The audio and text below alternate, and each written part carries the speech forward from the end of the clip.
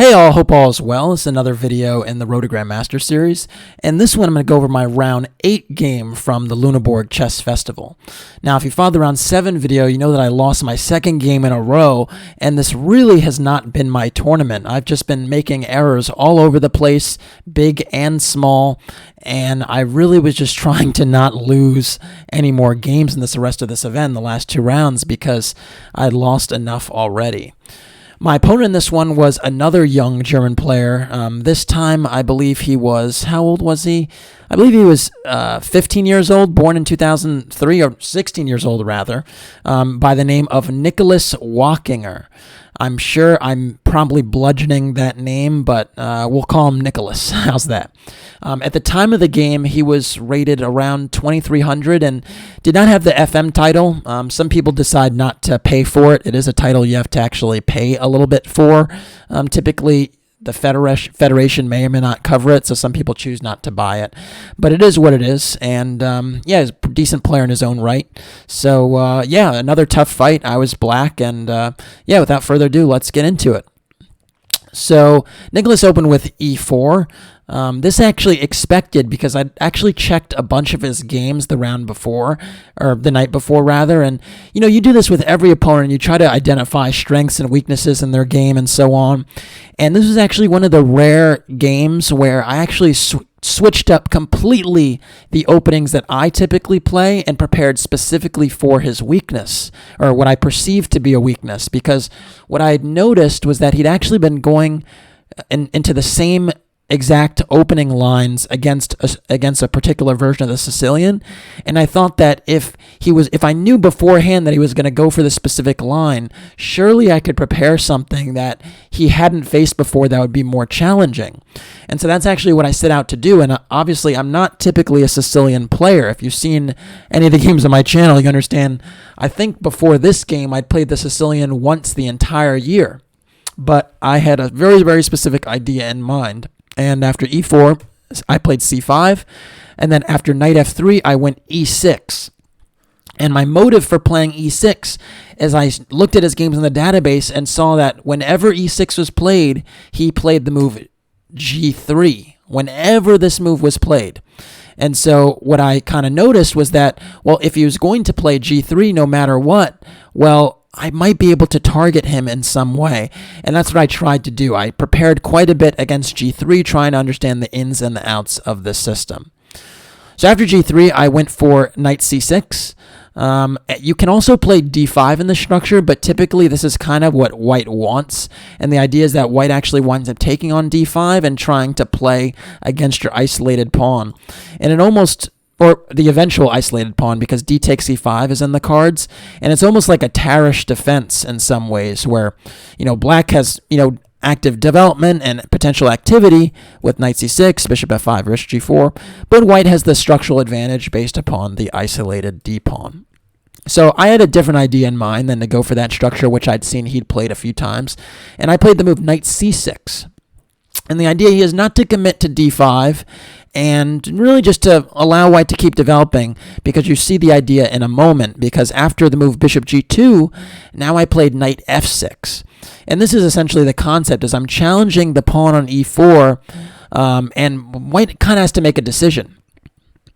If you play e5, that's actually a mistake, because now black can go knight g4 and actually win this pawn, because the only way you can reinforce it again is by playing queen e2. But now after queen c7, black has 3 attackers, and there are only 2 defenders, and so black just wins a pawn. So that's actually not possible. You can't push e5. Alternatively, you could play d3, but d3 is relatively tepid and transforms to King's Indian attack positions, which my opponent I felt was not going to be super familiar with. And now I can actually choose to play d5 or even just playing d6. And basically in either structure, I think black is okay. The other thing you could do is you could play knight c3, but typically in these structures, the knight doesn't want to go to c3. Part of the reason for that is because usually white tries to go c3 himself to try and play for the d4 break. And when you play knight c3, you take that option away. So in this position, the most common move is queen e2, and this is what my opponent played and also what I expected. And my idea here after queen e2 was to play e5. And this essentially the point is that now that the queen has actually come to e2 and I've established my knight on c6, my pawn on e5, my pawn on c5, I've actually sufficiently discouraged the d4 break for now. I'm controlling it enough. And the transformation in structure actually locks the bishop on g2 in for a time. And it actually reminds a little bit of Ruy Lopez type of structures if I go for d6, bishop e7, and castles. Because a lot of times in the Ruy Lopez you have this kind of triangle of pawns, if you will, in the black side with e5, d6, c5, and it's a relatively solid structure. You also see it come out of versions of the English. They call it the Botvinnik structure, actually, with e5, d6, and c5, but typically that entails a fianchetto of the bishop on g7. So basically, I was kind of comfortable going for this Botvinnik structure, if you will, against this particular setup, and I thought it'd create a little bit more life and tension in the position than the typical lines where white is basically playing for a slight plus in based upon black's isolated pawn and the lines I showed before. And I thought this was kind of an interesting idea and something that would allow me to play for the win. So I was happy with this so far.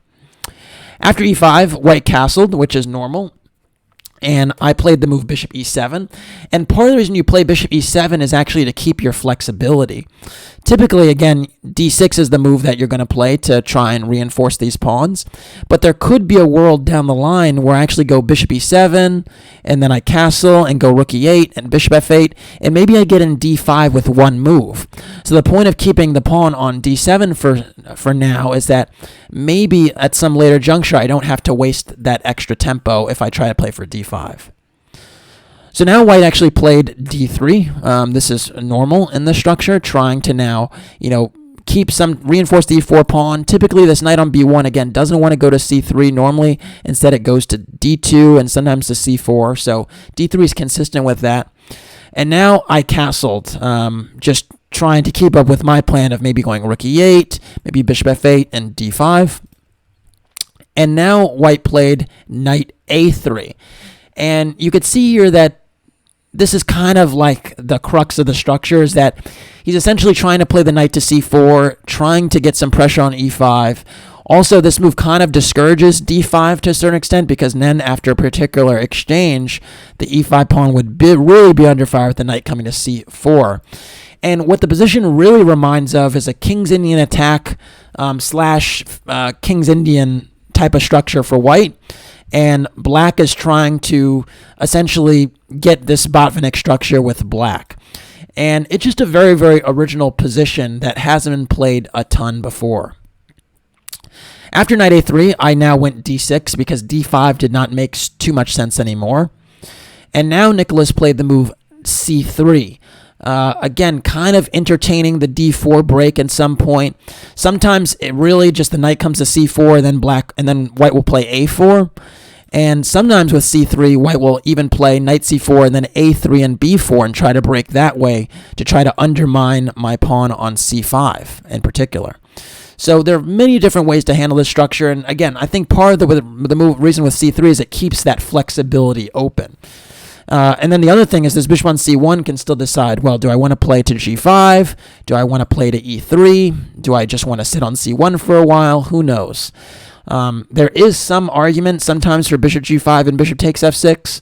The argument is that white may be encouraged to play on the light squares, and after this particular exchange, d5 is a little bit more sensitive than before, and there is an argument that this knight could maneuver around to that square.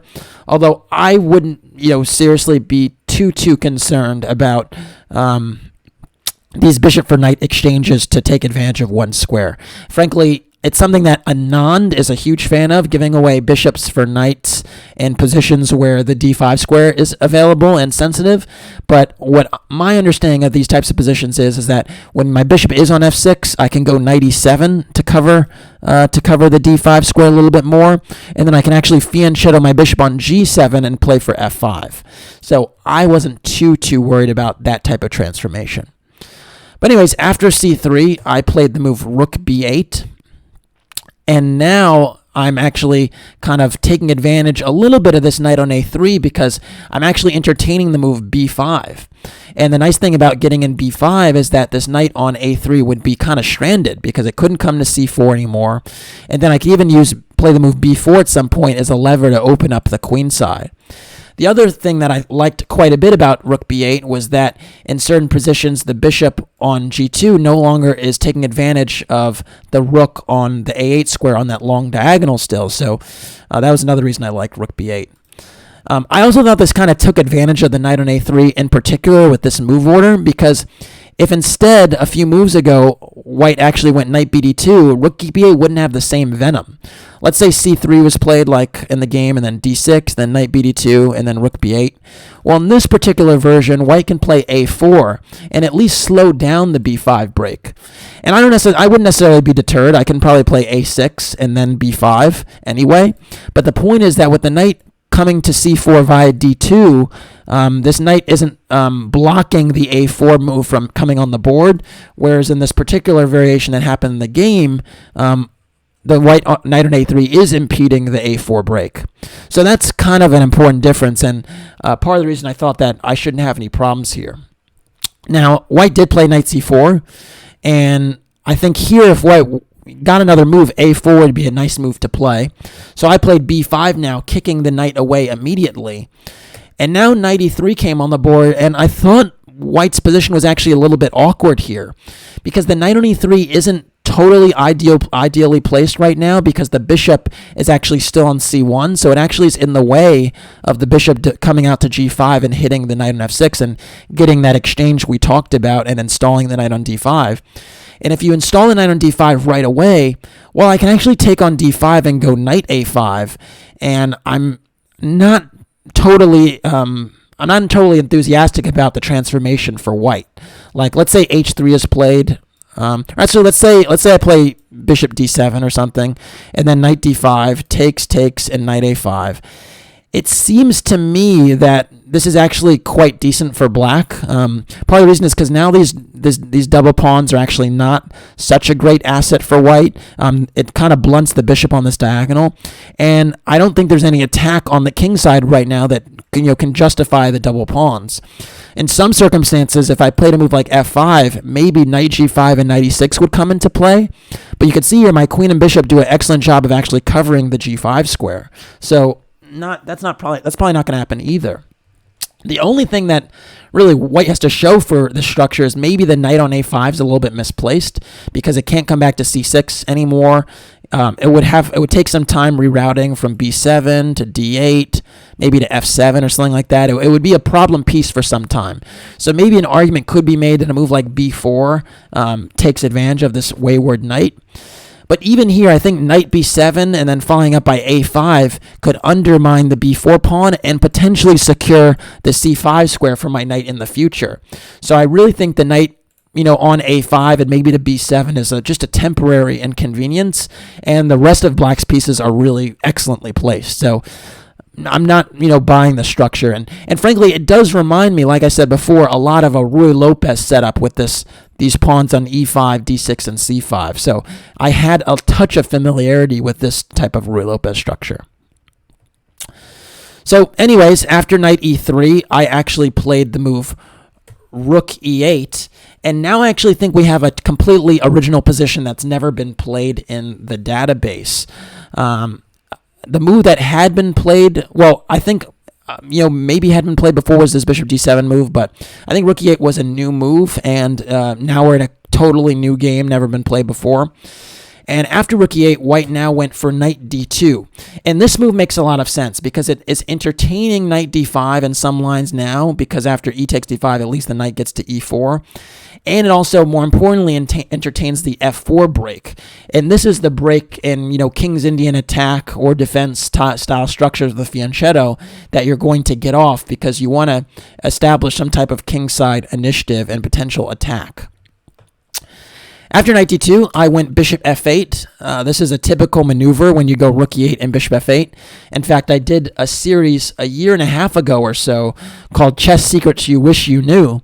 There's actually a playlist on my channel, and the first video I ever did in that series was about the rook e8 bishop f8 maneuver. So certainly this could have been another addition in that series, just as an example, that you play rook e8, you play bishop f8, and what you enable yourself is you allow this bishop to support the king side a little bit, and you tuck it away so it's not harassed by any white pieces for a while, and you invite the rook to challenge in the center once the center opens up. So yeah, this is a typical maneuver, and I thought black is actually doing quite well here. Unfortunately for me now, I made a critical mistake after white's next move, which was f4, because this is probably one of the most critical positions of the game, and I reacted very, very poorly to this thrust. So why don't you pause the video here and try to figure out what the right way to respond to this f4 move actually is.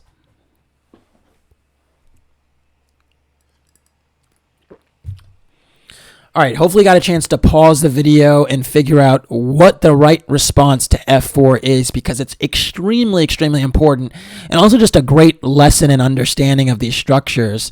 And I kind of just missed the moment and immediately regretted what I had allowed after white's next move. The best move in this position, believe it or not, is actually to play e takes f4, and it's critical that white does this, or that black does this. Part of the reason is because if white goes rook takes f4, you're not super worried about this. Even though the white rook has the half-open file, you now have the e5 square for your pieces. And yeah, I mean, black actually is really satisfactory play here. A move like bishop b7 is reasonable. A move like knight e5 is decent. Again, sometimes you don't have to occupy the square that you're necessarily controlling, so that's why knight e5 is not completely necessary right away. But eventually you're going to rev up and try to play d5 and break open the whole structure. And you can see just how well the rook on e8 is already opposing the queen on e2. So rook takes f4 is not really a great move. G takes f4 is the better move. And this type of structure looks menacing at first because it seems like white has great control of the center, that there are potential pushes with f5 or e5 in the air, and the knight on c6 is unprotected, so e5 actually is a threat off the jump. But the position after g takes f4 is actually slightly more favorable for black, and particularly after the move bishop b7. And the reason for that is even though the center looks nice right now, it actually can be undermined in a myriad of ways. B4 becomes an option at some point, c4 is sometimes an option, and d5 is also sometimes an option. And the thing that's kind of interesting to notice here is that none of white's advances in the center actually help his cause. So c4 was not actually effective because the d4 square is ceded to the black knight. d4 is not effective because black is actually just winning material there and controlling the d4 square effectively. e5 actually doesn't do any good either because black has d6 pawn, the e8 rook, and the knight on c6 on that square. And f5 looks kind of dangerous, but once you realize the knight has the e5 square and that d5 becomes an idea, that's also not a favorable move to make. So pretty much whatever pawn move white tries to do in the center actually isn't very good. And because of that, it actually is kind of it's a pawn chain that actually can be, undermined. And this is actually why, black is actually fine here. Now, I mean, no, don't get me wrong. White's not like in any serious trouble, but he's going to have to play while managing the center, and that's actually difficult to do. He might try to go king h1 and rook g1 and try to get counterplay on the g file, but note that my bishop already on f8 defending the g7 pawn is actually quite good. And I will get some play in the center, whether it's b4, d5, or c4 at some juncture. So, yeah, really, really important position to understand, and actually this would be an interesting position to just play a few training games from or blitz games from just to understand the strategies here, because it obviously is a dynamic structure with only one pawn having been traded. But it is something that's not worse for black. instead of playing e takes f4 after f4, I thought that that pawn tension was something that, I was comfortable with and that I would be able to keep going for some time. So I thought at any moment I could take on f4, and why is there any need to rush? So I actually played the move bishop a6, trying to get on with my counterplay on the queen side with b4 or c4. And then here, my opponent played f5, and I'd realized what I had done. Because what I had allowed with this move f5 is for the game to turn into a race, where white is pawn storming on the king side, and I have to try and get some initiative going on the queen side before I, just get checkmated. And it's really, really funny that this happens in a game right after a King's Indian, where I basically fell because of this type of structure, where I was white trying to get play on the queen side, and I got pretty much checkmated on the king side. And now we actually have the same exact scenario, and this attack is very, very dangerous to contend with, and I have to drum up something on the queen side. So yeah, it was kind of like deja vu all over again, just having to deal with a very similar battle again. Because again, white just needs a few moves to get g4 and g5 in, so it's already very, very dangerous, and this is why I should have taken an f4 not to allow this. So in this position, I have to be quite alert and fast, and so I played the move c4. And part of the reason I did that is because I thought, even though this move might entail a pawn sacrifice, I thought it was the quickest way for me to justify the bishop on a6 and to get some play in the center. Now, another move like b4 could have been considered, but just to kind of highlight just, how good white's position is here, white could just put the knight on c4, block out this bishop on a6, and yeah, I can exchange on c3 and play knight e7, trying to force through d5, but white can play knight g4 and try and nullify my break a little bit, and I have to play f6 to stop this move from happening on the board. And now, yeah, maybe black is holding on here. Maybe I can build up for d5. But again, the position is very, very difficult to play in practical terms and practical chess. And there's a lot of, strain on my king right now. So yeah, again, not very pleased with the transformation. I think it shows that white kind of has interesting play everywhere. Now, after c4, white actually played the move b4, and this was actually an interesting reaction, and probably not the best move. The best move in the position probably would have been d takes c4, and the point is that after b takes f4, you don't take on c4. That would actually be a mistake. If you play a move like knight takes c4, you actually play into my hands because now I have knight a5, and this pin on c4 is extremely annoying. If you try to continue to reinforce the c4 square with b3, I can go rook c8, and I have enough counterplay here to justify my loss of a pawn because the queen side pawn structure is going to get broken down here, of white's queen side structure, that is. So you don't really want to take that pawn, but instead you actually play the move rook d1. And as long as I don't get in this d5 break, my structure is just not very good. So the point with rook d1 is that you still have the knight, the pawn, and the bishop clamping on d5. And after a move like knight a5, now protecting this pawn on c4, now you play knight df1 and continue your clamp on the d5 square. And again, if I don't get this break on d5, white is going to roll me over with g4 and g5. And so that's why this position is already probably about +1 for white in computer terms, because it really does not look like that pawn break is happening. And so it's just not a good position.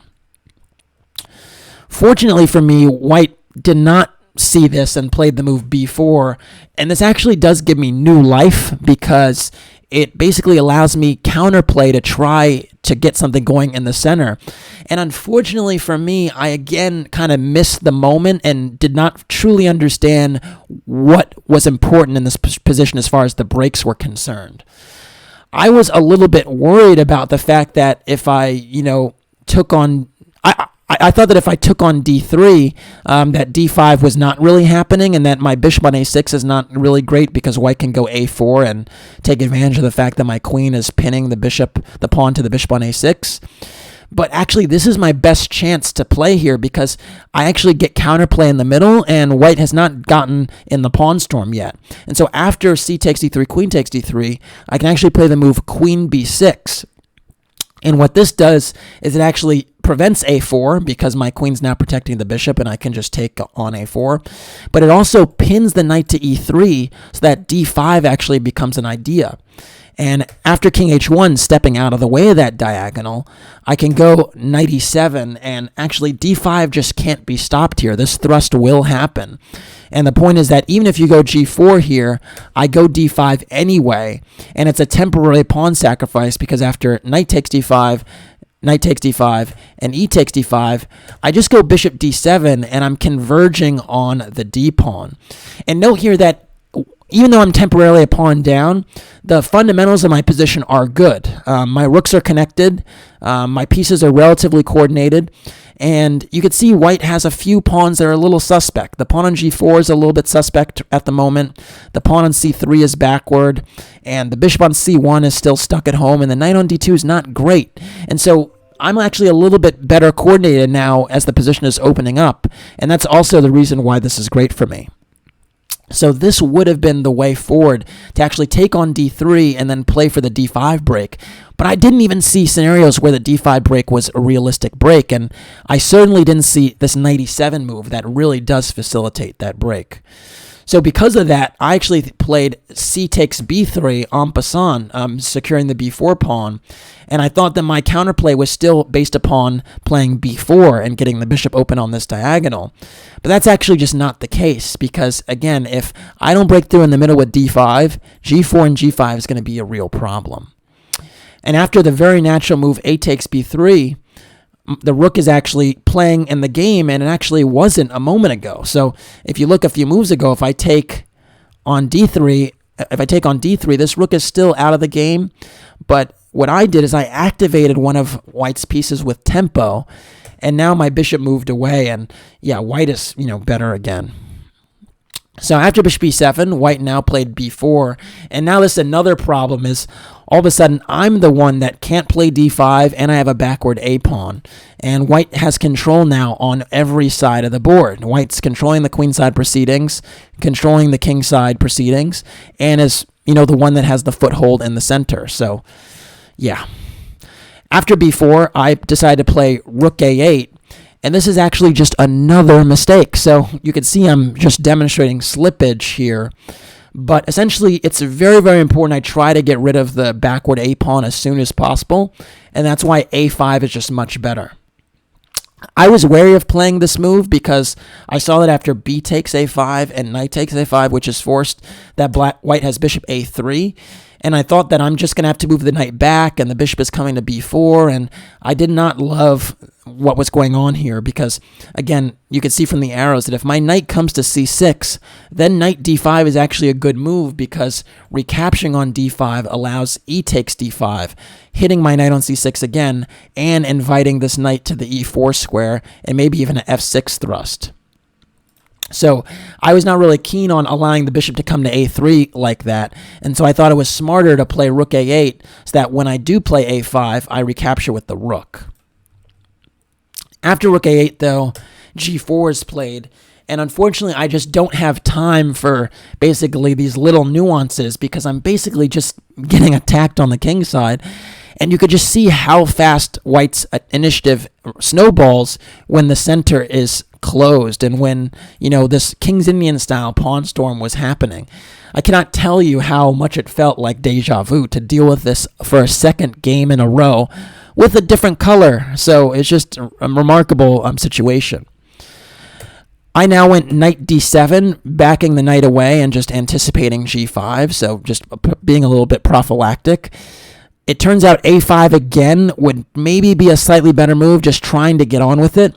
But white has a massive edge even here with g5, knight d7, and either f6, forcing g6, or even keeping the position open with g6 would be massively dangerous because I can take a few times, but well, this position is getting opened up. The light squares are extremely sensitive, and there are all types of initiatives here. If my pawn goes to h6, the queen can come to f2 or f3 and start to barrel down here.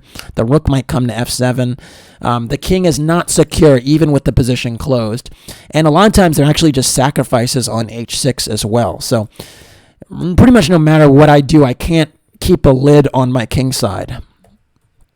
But I tried. So I went knight d7, and now white went knight d5, as I expected. Once this knight leaves the d7 square, the d5 square is ripe to be occupied, and it's just a problem. I went a5 now, trying to get on with this move. I should have played like 3 moves in a row. Unfortunately here, it's just a little bit too little too late with the pawns rolling right now. And after a5, black took. And I actually played knight takes a5, which also is kind of a representation that I kind of am panicking here, because the whole idea with playing a5 was to take with the rook. But you can see all of a sudden here, I was a little bit worried about rook takes a5, queen takes a5, and my queen being dragged from the king side. And so I thought that now either f6 or g5 would be extremely scary to contend with, when I don't really have any counterplay on the queen side anyway. Everything is well covered, and I don't even think trading the rooks really helped my cause very much. It just dragged my queen away from the side of the board it should be on. So yeah, I took with the knight, so my queen remained on this side of the board, and so I thought g5 couldn't be played. But now white played rook b1, and I have some new problems because the pawn on b5 is attacked. There's not an easy way to defend it, and my position is a little bit awkward with this knight on a5 now. I played knight c5, essentially just ignoring the b5 pawn, and my idea was that if rook takes b5 now, I could play bishop a6 at least, and skewer the rook to the pawn on d3, and then maybe this, I don't know what you'd call this, a family skewer, or a royal skewer, I don't know, because the queen, the rook, and all the rooks are on this diagonal. So I thought this actually would stop him from taking the pawn. But again, with knight c5, now I'm dragging another piece away from the king side, and so this kind of invites white to get going, and he does so with the move g5. And you can see here that the material is equal, and white is just getting a massive, massive attack. And yeah, the position is, in my opinion, basically losing. I'm just not in time to get the things I want, and I'm actually playing on the wrong side of the board with no initiative on that side of the board. It's actually just like round 7. So after g5, I played the move knight a4, which at least has a threat. I'm threatening to take on d5 and go knight takes c3 and at least fork the queen and the rook. A better move would have been queen takes g5, but I hope you can understand why I didn't do this, because I'm basically walking into the line of fire of a discovery, and I thought that if you start with the move f6, it just seemed to me that this is extremely dangerous because my queen is caught in on the king side now, and the f6 move opens up my king, and if I play bishop takes d5, e takes d5, now knight e4 is a threat because the knight gets that square. The bishop is hitting g5, and okay, I can drop back, but this particular variation, for instance, does not really appeal to me. I have I am a pawn up here, but the presence of opposite-colored bishops actually helps white's initiative. White can go king h1 and rook g1 potentially. White has a passed d pawn as well. It's just a tough, tough defense, even though it's maybe not completely lost. So I was just kind of discouraged by situations like this, and I mean, the computer's saying this is holdable, but it doesn't feel that way. The other thing is that in addition to f6, there are other options. I mean, white can also just go knight c7 and try to get the rooks right here, but in this position, I actually would have knight a4, and remarkably, I get enough counterplay based upon knight takes c3.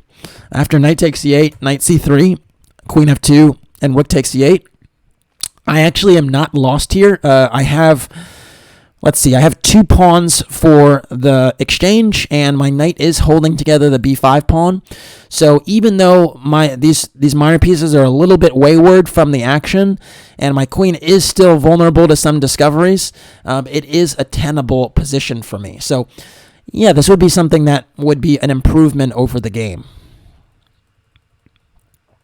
Instead, after g5, I played knight a4, trying to go in for this bishop takes d5, knight c3 thing right away. But it actually invites white to continue forward with the attack. And now white played g6, kind of ignoring the fact that I'm trying to win an exchange, because look at the force that he's playing with opening up the light squares here. And yeah, the position is simply lost. Now, I will say this. I did have a massive edge on the clock, because once I realized I was in a very, very bad and rotten situation, I started to play a lot faster just to have chances, much like in round 7, where I also started playing faster when I was losing. And so I was hoping that maybe somewhere down the line he would make a mistake and give me a chance, and that was pretty much all I could play for at this point. I played bishop takes d5, getting rid of that knight, and also noting that g takes f7 check can now be met with bishop takes f7, so I thought he was pretty much obliged to take on d5. I thought that g takes h7 is actually kind of okay for me, because I can go king h8, and even though this position is probably, it looks nice for white, my king is actually nicely shielded by the pawn h7, and I am getting an exchange here with knight takes c3. So e takes d5 is obligatory here. And after e takes d5, I now went knight takes c3, going in to try and win the exchange. But I should point out here that even if I don't do that and I take on g6, this position is just lost after knight e4. And this is very, very thematic. White's actually giving up a pawn just to establish control and initiative here. And now all the pieces start to flood in towards the king side. Like if I take on f5, rook takes, knight takes c3, knight takes, and queen c8, it looks like I'm, getting somewhere, because I'm getting some material here. But after bishop e4, white gives up another pawn, you can see, just to keep the attack going. In this type of position, with the two bishops pointing towards my king, the rook also involved, the queen soon to be involved, is just decisive. One sample line, if I just go g6, rook takes h7 just ends the game, because after king takes, there's queen h5 check. And so I can try in vain to ignore this, but the queen comes in anyhow and ultimately, gives the decisive blow. So a little bit of a messy variation here. I didn't calculate all this. I don't think he did. But that's the other thing about these types of positions, is the initiative is actually a little bit easier to feel, because if you have all your pieces in the area, it just tends to work out. Whereas you can see I only have 2 defenders in the area. He has more attackers. These positions tend to just work when you count the attackers and the defenders. So anyways, after e takes d5, I did go knight takes e3, and now white played g takes f7 check, which is nice, drawing my king out. And after king takes f7, went queen h5 check. And honestly, I could have resigned here. I actually thought about it, because what I realized here is that after king g8, I actually saw a move that won on the spot for white here. And so why don't you pause the video and try to find the move that wins on the spot? Because I saw it and I was like, oh, Jesus, this is really not going to work. All right, hopefully you could have paused the video and you found the right move, because it's actually just so thematic. And if you heard what I said before about, these thematic breaks in the position, the move f6 just screams out as a possibility. And I was shocked that my opponent didn't play this. In fact, if f6 was played, I might have resigned on the spot, because I pretty much have to take it.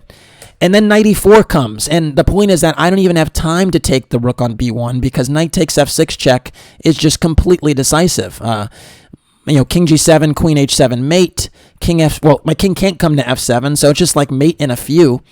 And, okay, if I trade the knight, then the bishop comes in, and you can see the light squares here are just absolutely porous with the absence of my light squared bishop. Again, I can try to defend in vain with a move like rook e7, but now again, king h1, and all these moves are just so natural, and the attack crashes through. My pieces are just not too far away to cope, and even positionally, it's just a mess, a total mess. So I could play rook g7, but then bishop h6, and again, all these moves just flow super, super naturally, and it's just over. So To my surprise, my opponent did not play f6 and play the move rook b4. And this really does not spoil anything. I mean, white is still completely winning here, but it actually gave me a little bit of hope because I saw that at least that doesn't win on the spot. Now, the idea is rook h4, transferring the rook, so I obviously have to stop that, and I played the move bishop e7 to do so. And here, white actually played bishop b2. I thought, again, that f6 is the more natural move to play. I thought it's simply decisive, just opening lines and opening diagonals here. So I thought after bishop takes f6, bishop e4, even knight e4 would be effective. But obviously my opponent thought different and played bishop b2, which again does not spoil anything, but I think it is the wrong diagonal for the bishop because if this doesn't actually open up, the bishop is actually going to bite on granite on the e5 pawn. So still had some hope here. Now the issue for me is that once this knight moves from c3, then this knight gallops into e4 and facilitates the f6 break. So it's not all roses. But I played knight a4 trying to actually attack the bishop on b2 because what I realized is if I go rook c8, he'll just take and go knight e4, and again, f6 is going to work. So anyways, after knight a4, white played f6 now, and it actually works. It's just a decisive, it's a winner. It's a beautiful move. But at least now my bishop is on e7 so that I don't have to recapture with the g pawn, which would be just, basically the end. So I played bishop f6, and white still has to make one or two good moves here. White, unfortunately, did not make the best move here, and this actually gave me even more hope. The move that should be played and just wins on the spot really is bishop e4. And the point is that the light squares are just too weak and mate is imminent. I obviously can't play g6 because bishop takes g6, hg, and queen takes g6, which just seems to be the ball game. I could block like this for a moment, but rook f7 is decisive. Queen takes g7 is to follow. And if I go h6, then queen g6, and the queen is just slowly darting in, and there's nothing I can do about it. If I go king f8 trying to step away, queen h7, and if I go queen b6, it's just one check. After king h1, knight c5, I can try to bring pieces back into the fray, but d4 just unlocks everything. And after knight takes e4, and king e7, rook takes f6 is just decisive. My king is not in any position to get away from this onslaught. So basically, the queen and bishop can just get in on the light squares, and that would be it. But my opponent here played rook g4, and you can see there's no decisive blow with the moves he's making. And so he is dangerously attacking, and he is winning the game, but he has not made the forcing incisive blow. And so it has given me a little bit of a chance. Now, unfortunately here, I completely blundered. And again, this position is lost. Bishop e4 is still a threat. But here I played the move rook a7. And this move should have absolutely lost on the spot. In fact, when I played rook a7, I was ready to resign. I had mentally prepared to resign, and unbelievably, my opponent was playing on increment now, but even if you're on increment and you only have 30 seconds, you should see this one because it's an elementary tactic. The move rook takes f6 just wins on the spot. I can't take on f6. Well, I can try, but queen takes c8 check just wins a piece and actually forces the queens off the board. So if he wants, he could trade queens, and this position is one. But even better would probably just be keeping queens on and keeping the attack going because there is an initiative on this side of the board. So yeah, unbelievably, after the move rook a7, my opponent missed it and played the move knight e4. And this gives me a much, much needed reprieve because now I get more time to consolidate. And I played the move rook f8 extremely quickly, just defending the bishop on f6. And amazingly, I'm still 2 pawns up and have not gone down yet. And so it's actually a position I could still fight in.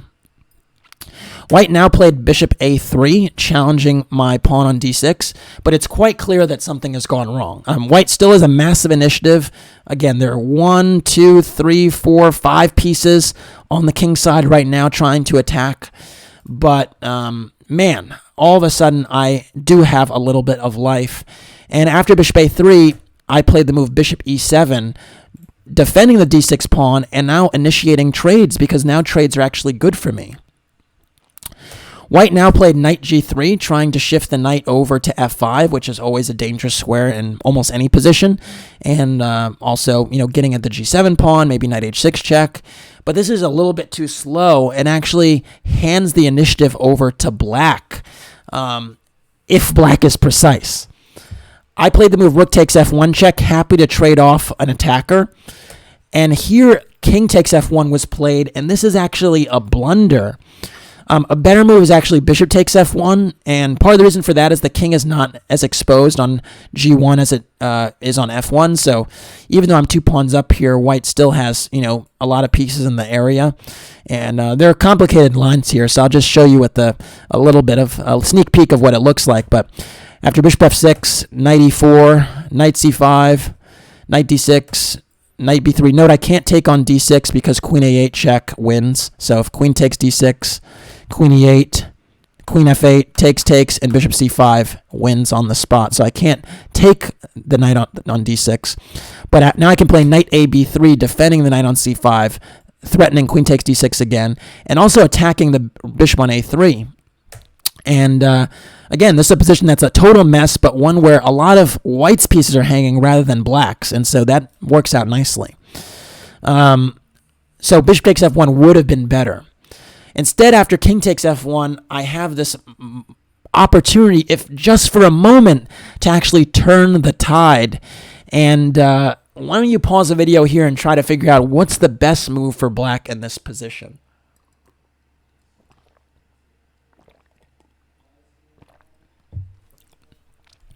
All right, hopefully you pause the video and maybe you were able to find this move that eluded me. I think I just saw that the king was exposed on f1. And I just wanted to deliver that check, specifically because he was in some time trouble. But if I thought a little bit longer, maybe I would have found the move knight b3. The point is that white actually doesn't have any decisive breakthrough on the king side right now.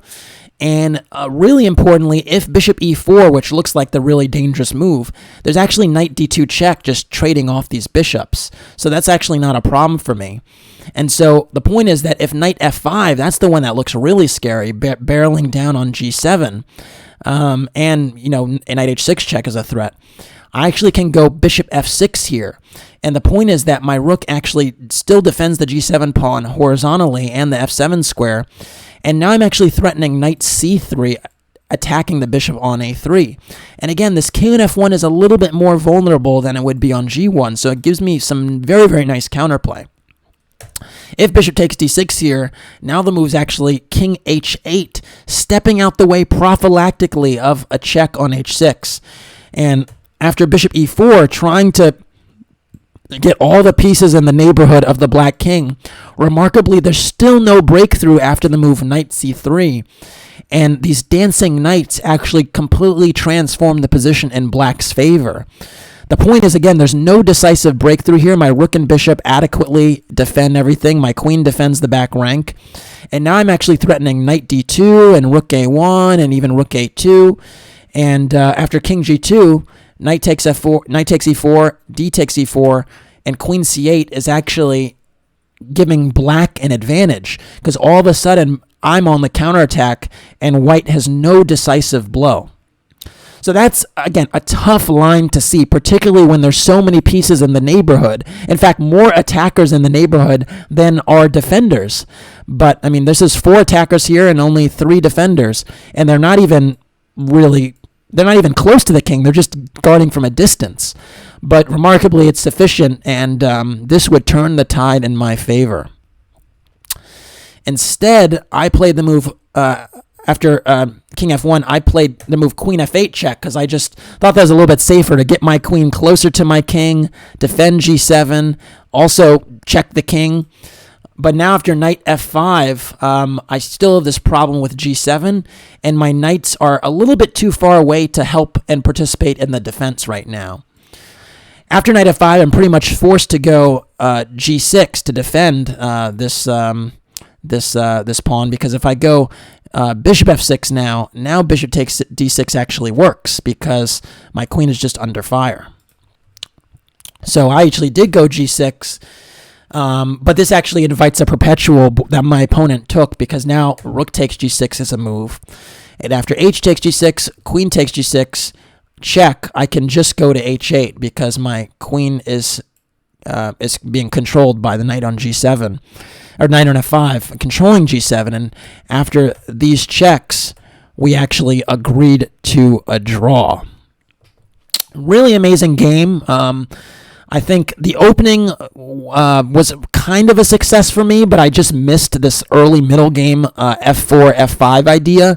And so I actually was kind of happy with the position I got initially out of the opening, but I missed that break. And then that break just turned the game completely in White's favor, and I really was not able to react properly. But I played faster. I did get my chance. Even in the completely lost position, I did get my chance, and I didn't take advantage of it. So, you know, I probably should have lost this game. Well, not probably. I definitely should have lost this game. There were ample opportunities for White to just put me away, and because I didn't lose this game, I actually was quite okay with the draw.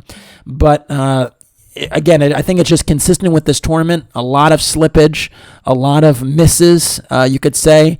You know, big misses and little misses, and yeah, you know, that's pretty much what it was in this event. So, unfortunately for me, you know, I was still on a terrible score, but I had one round to go, and the pain was going to be just about over.